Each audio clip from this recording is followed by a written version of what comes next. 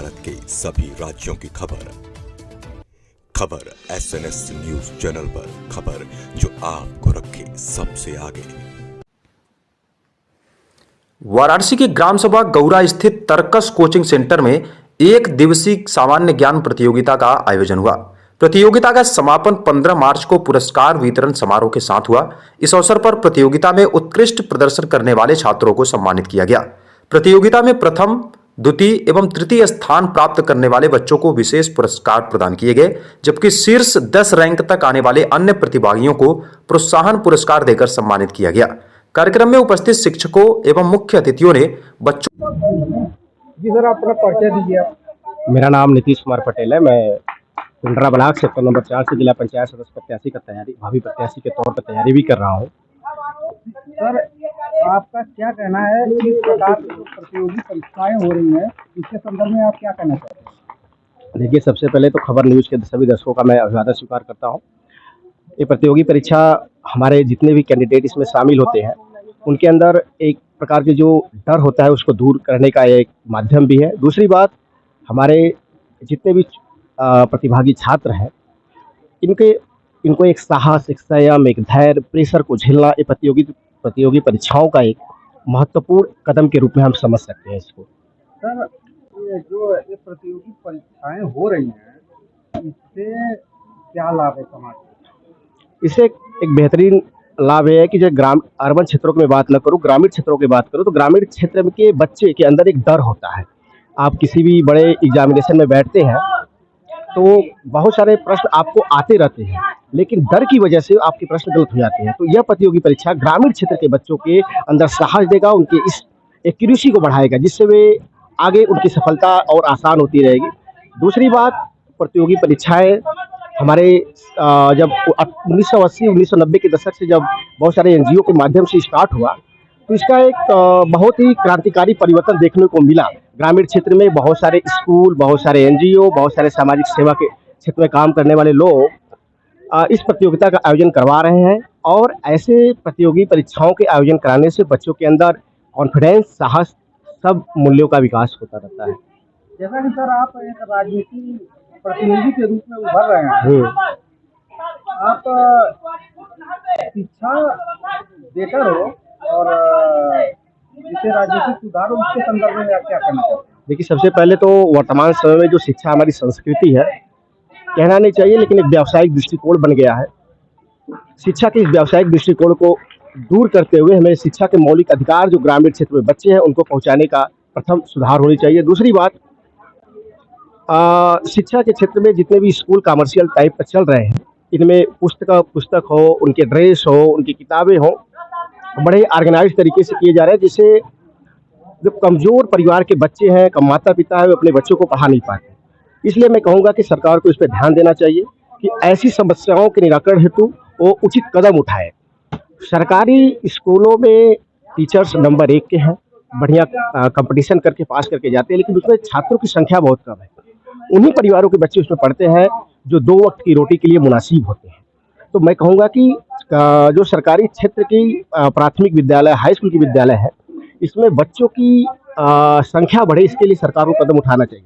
आप देखते होंगे कि जो सरकारी हायर एजुकेशन इंस्टीट्यूशन है, उनमें जितने भी कितने बड़े बड़े घराने के बच्चे सभी लोग उसमें पढ़ते हैं, क्योंकि उसका ऑर्गेनाइज बढ़िया तरीके से होता है। हमारे जो प्राथमिक ले लो, मिडिल ले लो, इनका ऑर्गेनाइजेशन और इनका जो सिस्टमेटिक तरीके से एजुकेशन कल्चर को आगे ले जाना चाहिए, नहीं है, इसलिए इसमें लोगों का रुझान कम है। धन्यवाद जी। सर, अपना परिचय दीजिए। मेरा नाम अनिल पटेल है। मैं तर्कस कोचिंग प्रेमनगर वाराणसी कोचिंग का डायरेक्टर हूं, और अभी हम लोग सामान्य ज्ञान प्रतियोगिता आयोजित करवाए थे पिछले 8 मार्च को, और आज 15 मार्च है, जिसका पुरस्कार वितरण हुआ। बहुत सारे बच्चे बहुत सारे विद्यालय से आए, प्रथम स्थान, सेकंड स्थान, थर्ड स्थान। हमारी संस्था ने, हमारी टीम ने फर्स्ट रैंक से लेकर के 10 रैंक तक के बच्चों को पुरस्कार किया, यानी कि कुल मिलाकर के संस्था ने 50 बच्चों को इनाम दिया, और 50 बच्चों को जितना बेहतरीन इनाम मिला है, उससे उनका हौसला और अफजाई होगा और बेहतरीन होगा। और मैं उम्मीद करता हूँ उस सारे बच्चों से और उस सभी गार्जियन का और सभी विद्यालय के जितने भी हमारे यहाँ शिक्षकगण आए हैं, अगली बार जब मैं सामान्य ज्ञान प्रतियोगिता कराऊँ, मैं चाहता हूँ कि हमारे संस्था में जो भी दूर दराज के बच्चे आएँ वो और बेहतरीन प्रदर्शन करें, हमारा हौसला और बढ़ेगा और हम और बेहतरीन पुरस्कार देने का प्रयास करेंगे। क्योंकि अभी हमारा ये पहला जो है कि बड़े लेवल पर ये दूसरी बार हम परीक्षा आयोजित करवा रहे हैं। हमारा ये टारगेट है कि हम प्रत्येक 6 माह पर ऐसी ही परीक्षाओं का आयोजन करवाते रहेंगे, जिससे हमारे ग्रामीण पृष्ठभूमि के जो बच्चे हैं, जो हमारे आसपास के बच्चे हैं, उनका उत्साहवर्धन होता रहे।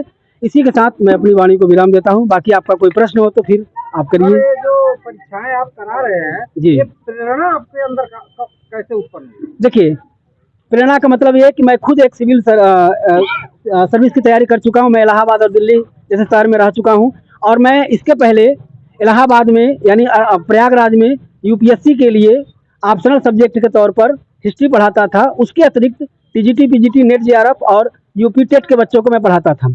बाकी वर्तमान समय में बनारस में जब से आया हूँ तब से कई ऐसे संस्थान हैं, जैसे दस्तक कोचिंग हो गया, लक्ष्य कैरियर कोचिंग हो गया, उसके बाद फिर प्लेटफॉर्म हो गया। ऐसे कई संस्थाओं से जुड़ा हूँ जहाँ पर तैयारी वाले बच्चों को पढ़ाता हूँ। बाकी अपनी जो संस्था है तर्कस कोचिंग, उसमें शाम को एकेडमिक क्लास यानी क्लास 1 से लेकर के 12वीं तक के बच्चों को हम लोग बेहतरीन शिक्षा दे रहे हैं और बहुत आधुनिक तरीके से, बहुत मॉडल तरीके से दे रहे हैं। और इस बार हमारा टारगेट है कि हम और बेहतरीन तरीके से दें और आने वाले समय में अगला जो एग्ज़ाम होगा यानी जो 2027 का 2027 में जो बोर्ड एग्ज़ाम होगा, हमारा टारगेट ये है कि हमारी संस्था से ही यूपी का टॉपर निकले।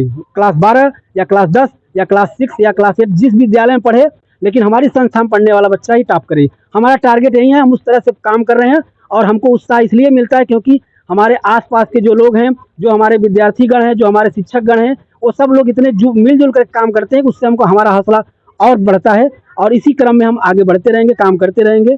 बाकी जैसे चल रहा है सब बहुत बढ़िया चल रहा है। आज का जो कार्यक्रम रहा इसको देख करके मुझे बहुत खुशी हुई। मुझे अनुमान नहीं था कि इतना बेहतरीन कार्यक्रम होगा, क्योंकि मैं पहली बार इलाहाबाद की धरती से अपने बनारस की धरती पर अपनी जन्मभूमि में पहली बार इतना बड़ा कार्यक्रम करवाया हूँ और बड़े ही शांति तरीके से, बड़े बेहतरीन तरीके से, बड़े अच्छे अच्छे लोग हमारे बीच में आए। मुझे उम्मीद नहीं था कि इतने बेहतरीन तरीके से कार्यक्रम आयोजित होगा और आप लोग आकर के इस चैनल के माध्यम से इतना बेहतरीन ढंग से इस चीज़ों को कवर किए, उसके लिए भी मैं आपको बहुत तहे दिल से धन्यवाद देता हूँ। ठीक है, और बाकी सर लास्ट क्वेश्चन, आप गरीब बच्चों के लिए अपने संस्थान के माध्यम से क्या उनको फैसिलिटी दे रहे हैं? गरीब बच्चों के लिए ये है कि हम प्रत्येक संडे को एक टेस्ट करवाते हैं। अगर 3-4 संडे को टेस्ट का पूरा आकलन किया जाता है, पूरा नंबर जोड़ा जाता है। अगर बच्चा मेहनती है तो उसका फीस माफ़ कर दिया जाएगा, उससे कोई शुल्क नहीं लिया जाएगा। ठीक है, बाकी अगर कोई और किसी की आर्थिक स्थिति है तो उसके लिए हमारी संस्था निःशुल्क व्यवस्था देती है। जी, धन्यवाद।